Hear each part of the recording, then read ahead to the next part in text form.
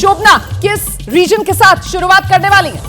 मुझे लगता है रोमाना, देखिए हमने 4 रीजन्स में डिवाइड किया है पूरे गुजरात को, उत्तर गुजरात, दक्षिण गुजरात, मध्य गुजरात और सौराष्ट्र। लेकिन उत्तर गुजरात से आज हमें शुरुआत करनी होगी इन आंकड़ों की, और दर्शक क्योंकि इंतजार कर रहे हैं इन आंकड़ों का, तो ये जो हमारा पिटारा है इसको लेकर हाजिर है हम गुजरात का फाइनल ओपिनियन पोल। तमाम हमारे सहयोगी फील्ड में मौजूद है और ये लीजिए आंकड़ा आ चुका है सी वोटर का। ये सर्वे, कुल सीटें 32 सीटें आपके सामने, किसे कितने परसेंट वोट मिला है, यानी वोट परसेंटेज क्या है वो आपके सामने। बीजेपी को 44% वोट यहां पर मिलता हुआ दिखाई दे रहा है, कांग्रेस को 31% और आम आदमी पार्टी जो नई है इस इलाके में, जो अपनी किस्मत आजमा रही है, पूरा दमखम अपना लगा रखा है, उसको 20% वोट जो है वो मिलता हुआ दिखाई दे रहा है। रोमाना, यहाँ पर जो सबसे ज्यादा सरप्राइजिंग फैक्टर है वो मेरे लिए आम आदमी पार्टी को 20% वोट परसेंटेज जाना है, क्योंकि नई पार्टी है। लेकिन अब सवाल ये है कि ये जो वोट परसेंटेज डिवाइड हुआ है, क्या ये सीटों में तब्दील होगा और क्या ये कांग्रेस का नुकसान हुआ है, क्योंकि 49% के करीब बीजेपी और 39% कांग्रेस का रहता था गुजरात में जो वोट परसेंटेज है। तो ये नॉर्थ गुजरात का आंकड़ा जो शोभना ने दिखाया, अभी सीटें हम तब्दील करके आपको दिखाएंगे। फिलहाल वोट परसेंटेज का जो आंकड़ा है उसके मुताबिक 2017 के मुकाबले कांग्रेस पार्टी को यहां पर वोट शेयर में करीब 14% का नुकसान हो रहा है। 2017 के मुकाबले बीजेपी ज्यादा डैमेज होती हुई वोट शेयर के मामले में नॉर्थ गुजरात रीजन में नजर नहीं आ रही है। 45.1% 2017 में बीजेपी के खाते में वोट शेयर गया था 2017 में इस नॉर्थ गुजरात में, और इस बार करीब 43.9, मतलब बीजेपी को ज्यादा नुकसान नहीं। लेकिन कुल मिलाकर बड़ी तस्वीर जो उभर रही है, अभय जी, मामला त्रिकोणीय आम आदमी पार्टी ने बना दिया है। नॉर्थ गुजरात ये संदेश दे रहा है और आम आदमी पार्टी डेंट कांग्रेस को लगा रही है। देखिए, त्रिकोणीय मामला तो बन गया है, लेकिन भारतीय जनता पार्टी का जो सामाजिक आधार है, जिसके अंदर पटेल आते हैं, जिसके अंदर ऊंची जातियां आती हैं, जिसके अंदर कुछ क्षत्रिय वोटर आते हैं, कुछ दलित वोटर आते हैं, थोड़े आदिवासी वोटर आते हैं, इसको मिलके भाजपा जो 45 से 50% का सामाजिक आधार अपने पास रखती है, ये सामाजिक आधार नॉर्थ गुजरात में मुझे हिलते हुए नहीं दिखाई पड़ रहा। जो भाजपा विरोधी वोटर है वो बट रहा है, तो उससे भाजपा को फायदा हो रहा है और भाजपा आराम से निकल रही है। ठीक है सर, जल्दी से, मुझे लगता है कि फिलहाल क्या तस्वीर उभर रही है जानने के लिए एक बार फिर से नॉर्थ गुजरात में सीट शेयर किसके खाते में, कितनी सीटें, जरा जल्दी से जानते हैं शोभना से। शोभना, 32 सीटें रोमाना, 6 जिले, वोटर का जो वोट परसेंटेज है वो हमने अपने दर्शकों को दिखा दिया है। और अब फटाफट सीटें किसको कितनी मिल रही है, देखिए बीजेपी को 20 से 24, यानी अच्छा खासा फायदा होता हुआ बीजेपी को दिखाई दे रहा है उत्तर गुजरात में। कांग्रेस को 8 से 12 सीटें, आम आदमी पार्टी को 0 से 1। 2017 की बात करें तो बीजेपी को 14 सीटें उत्तर गुजरात से मिली थी, कांग्रेस को 17 सीटें मिली थी और निर्दलीय 1, यानी यहां पर सीधा जो फायदा है 14 से 20 से 24 का, यानी 14 सीट 2017 में, और अब सीधे उत्तर गुजरात में बीजेपी को 20 से 24 सीटें मिल रही हैं। यानी जिन मुद्दों के सवाल हम उठा रहे थे कि बेरोजगारी, एंटी इनकम्बेंसी, क्या ये सबसे बड़े मुद्दे बनेंगे गुजरात की धरती पर, तो ऐसा लग नहीं रहा है। कम से कम उत्तर गुजरात के आंकड़ों पर अगर हम नजर डालें तो कांग्रेस को हालांकि काफी बड़ा नुकसान हो रहा है। कांग्रेस को 2017 में 17 सीटें मिली थी।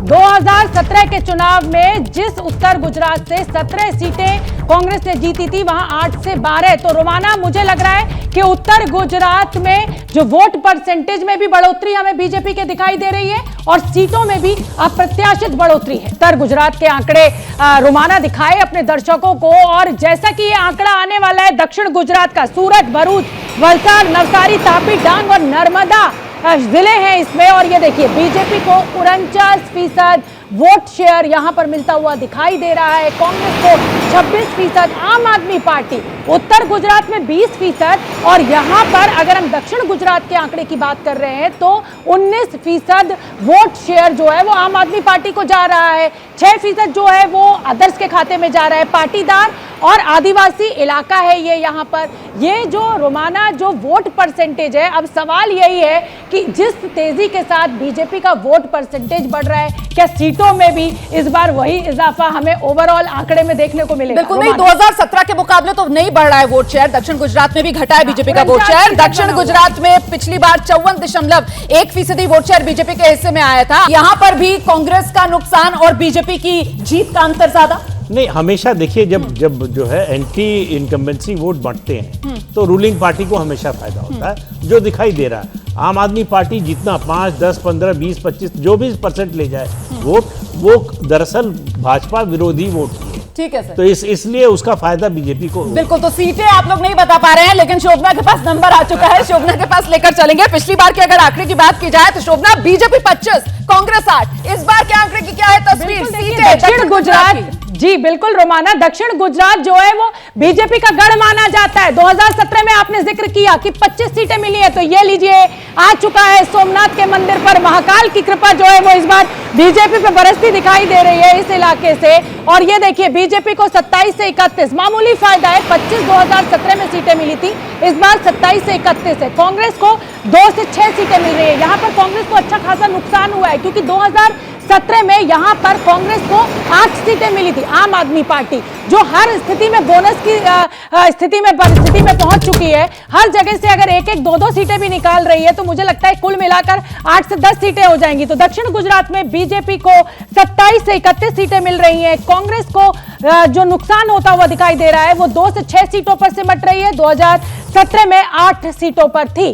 तो रोमाना, जैसा कि आप जानती ही हैं रोमाना, दक्षिण गुजरात बीजेपी का गढ़ माना जाता है। मामूली बढ़त यहां पर दिख रही है, लेकिन जो आम आदमी पार्टी की सीटें बढ़ी हैं वो कांग्रेस के खाते से कटी हैं। गुजरात की गद्दी किसको मिलेगी? कौन पहनने वाला है गुजरात का ताज? अभी तक गुजरात के 2 रीजन्स, उत्तर गुजरात, दक्षिण गुजरात का आंकड़ा हम आपको दिखा चुके हैं। कुल 67 सीटों का लेखा जोखा, जिसमें बीजेपी के खाते में 51 सीटें आने का अनुमान है। आगे बढ़ते हैं, जल्दी से बात करते हैं कच्छ सौराष्ट्र रीजन की। कच्छ सौराष्ट्र रीजन का चुनावी मिजाज मतदान से पहले क्या निकल कर आ रहा है सर्वे में, शोभना? बिल्कुल, और सौराष्ट्र रीजन 12 जिले, 54 सीटें, एक बड़े नंबर में यहां पर सीटें मौजूद है। सबसे पहले हम अपने दर्शकों को रोमाना वोट शेयर दिखाएंगे, वोट परसेंटेज किसको कितना जा रहा है। और मैं आपको बता दूं कि सौराष्ट्र का जो इलाका है वो कांग्रेस का गढ़ माना जाता है, लेकिन बीजेपी को यहां पर 42% का वोट परसेंटेज मिलता हुआ दिखाई दे रहा है, कांग्रेस को 23%, आम आदमी पार्टी को 28%, अदर्स के खाते में 7% जो वोट शेयर है वो जा रहा है। अब अगर इस वोट परसेंटेज को हम नंबर में बदलें, यानी सीटों में कितना ट्रांसफर हो रहा है, क्योंकि मैं आपको बता दूं कि 2017 में इस रीजन से 23 सीटें बीजेपी के खाते में गई थी, लेकिन यहां पर आंकड़े में भारी बढ़ोतरी है। 38 से 42 सीटें बीजेपी को सौराष्ट्र से मिलती हुई दिखाई दे रही है। कांग्रेस को 4 से 8 सीटें इसी रीजन से 2017 में कांग्रेस को 30 सीटें मिली थी, यानी यहां पर सीधा 25 से 26 सीटों का नुकसान होता हुआ कांग्रेस को सौराष्ट्र रीजन में दिखाई दे रहा है। आम आदमी पार्टी के लिए विन विन सिचुएशन,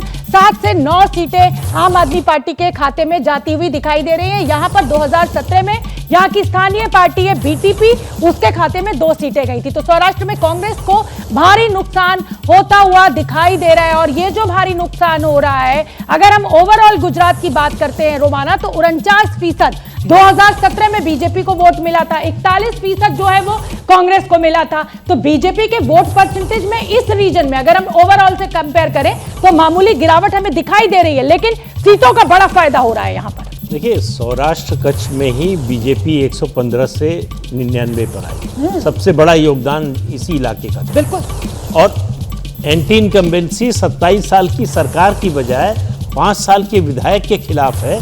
इससे अंदाजा लगता है लोगों की अपेक्षा जो है अपने जनप्रतिनिधियों से बहुत ज्यादा होती है, खासतौर से संकट के समय। बिल्कुल खालिद साहब, मुझे लगता है जो बात प्रदीप जी कह रहे हैं इसी का ये नतीजा है कि सौराष्ट्र रीजन में कांग्रेस तीसरे नंबर पर खिसक गई है और मुख्य विपक्ष की भूमिका में आम आदमी पार्टी आ रही है नजर। जी हाँ, ये कच्छ सौराष्ट्र का ऐसा इलाका है जहाँ 2017 में कांग्रेस को सबसे ज़्यादा फायदा हुआ था। यहाँ कांग्रेस ने 30 सीटें जीती थी बनिस्बत बीजेपी के 23 सीटें बीजेपी ने जीती थी। और इसी इलाके में कांग्रेस को सबसे ज़्यादा नुकसान हो रहा है और इसी इलाके में ही जो है आम आदमी पार्टी सबसे ज़्यादा उनका वोट ले रही है। उसकी वजह यह है कि जो मान लीजिए जो वोटर है जिसने पिछली बार कांग्रेस को वोट दिया था, लेकिन ना कांग्रेस के वहाँ के लोकल नेता काम कर रहे हैं, ना ही नेशनल लीडरशिप जा रही है। तो वो अब एक तीसरा प्लेयर जो वहाँ पे जाकर के मेहनत कर रहा है, तो वो उसकी तरफ शिफ्ट हो रहे हैं। बड़ी बात आप कह रहे हैं सर, 2017 में जिस तरीके का भरोसा सौराष्ट्र कच्छ रीजन में लोगों ने कांग्रेस पर जताया था, उस भरोसे पर कांग्रेस पार्टी खरी नहीं उतरी है। इसी की नाराजगी के तौर पर देखा जा रहा है कि कांग्रेस सौराष्ट्र कच्छ रीजन में तीसरे नंबर पर खिसक गई है, आम आदमी पार्टी दूसरे नंबर पर आ गई है। ईसुदान गढ़वी सीएम फेस आम आदमी पार्टी के, वो भी इसी कच्छ सौराष्ट्र रीजन से आते हैं। और अभी तक 3 रीजन का आंकड़ा मैंने आपको दिखाया, ऊपर जरा गौर कर लीजिए, 85 से 97 बीजेपी के खाते में जाती हुई सीटें, जादुई आंकड़ा 92 का, वो अभी 3 रीजन से ही बीजेपी पार करती हुई नजर आ रही है। लेकिन फाइनल नंबर, फाइनल आंकड़ा अभी आपका इंतजार कर रहा है। और साथ ही साथ सबसे बड़ा रीजन गुजरात का, मध्य गुजरात का इलाका, 61 विधानसभा सीटें, क्या कोई बड़ा फेरबदल कर सकता है? फाइनल ओपिनियन पोल का जो फाइनल आंकड़ा है, यानी जो मध्य गुजरात का जो सीटों का आंकड़ा है, वोट परसेंटेज है, वो आपको दिखाएंगे। और साथ ही पूरे गुजरात से क्या तस्वीर निकलकर सामने आ रही है। Over to you Akhilesh, data center में अखिलेश मौजूद है। बिल्कुल शोभना, तो इंतजार की घड़ियां समाप्त हो गई हमारे दर्शकों के लिए, और ना सिर्फ मध्य गुजरात की बात होगी, उसके बाद फाइनल ओपिनियन पोल भी हम दिखाएंगे। लेकिन देखिए मध्य गुजरात क्या कहता है, जहां पर 61 सीटें हैं, ये फाइनल ओपिनियन पोल है। बीजेपी के खाते में 45 से 49 सीटें जाती हुई नजर आ रही हैं, कांग्रेस के खाते में 10 से 14, आम आदमी पार्टी 0 से 2, और अदर्स की बात की जाए तो वो भी 0 से 2 के आसपास हैं। ये तो मध्य गुजरात की बात हुई। फाइनल आंकड़ा जिसका हमारे दर्शकों को इंतजार था शुरू से ही कि आखिर क्या होने वाला है गुजरात में, सबसे पहले वोट शेयर आपके सामने, ये फाइनल आंकड़ा आपके सामने है, यानी पूरे गुजरात की हम बात कर रहे हैं। पूरे गुजरात की अगर बात की जाए तो ये जो सर्वे है सी वोटर के साथ, ये जो रायशुमारी की गई है, वो क्या कहती है, देखिए जरा फाइनल ओपिनियन पोल। और इसमें आपके सामने बीजेपी के खाते में 46% वोट जाता हुआ, कांग्रेस के खाते में 27% वोट जाता हुआ, आम आदमी पार्टी के खाते में 21%, और अन्य की बात की जाए तो उनके खाते में 6% वोट जाता हुआ नजर आ रहा है।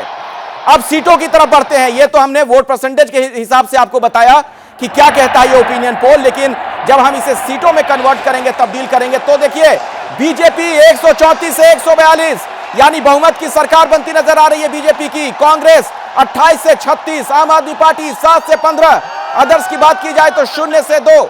तो ये गुजरात का फाइनल ओपिनियन पोल, 182 में बीजेपी के खाते में 134 से 142 सीटें जाती हुई नजर आ रही हैं। तो अभी की सबसे बड़ी खबर, गुजरात में फिर से बीजेपी की वापसी का संकेत देता है ये सर्वे। शोभना, जो पुराना ओपिनियन पोल है उसको भी एक बार देख लेते हैं। अखिलेश का मैं रुख करूंगी, दिखाइए अखिलेश।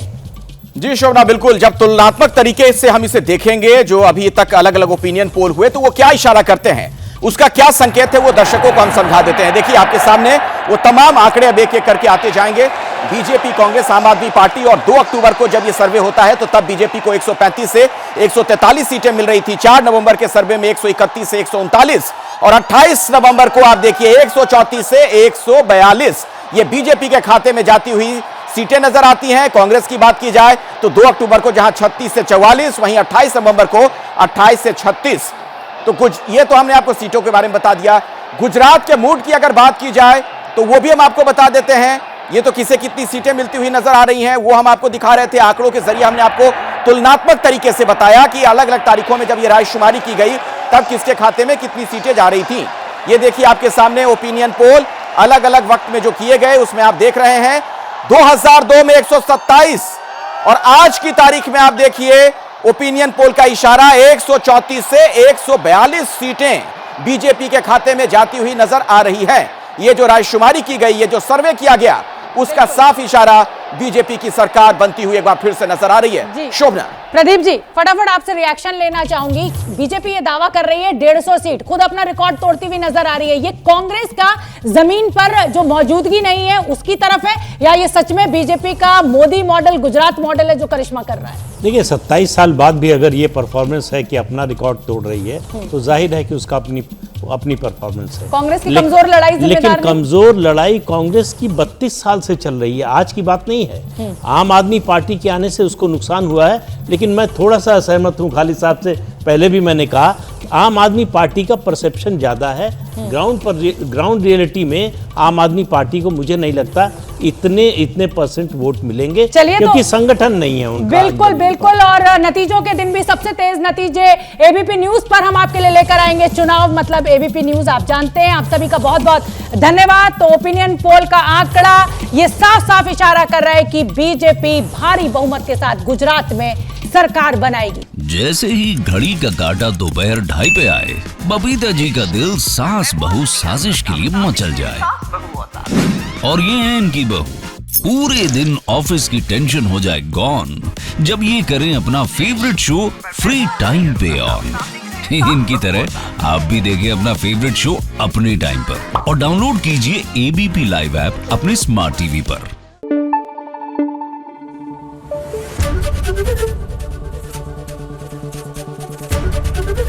एबीपी न्यूज आपको रखे आगे।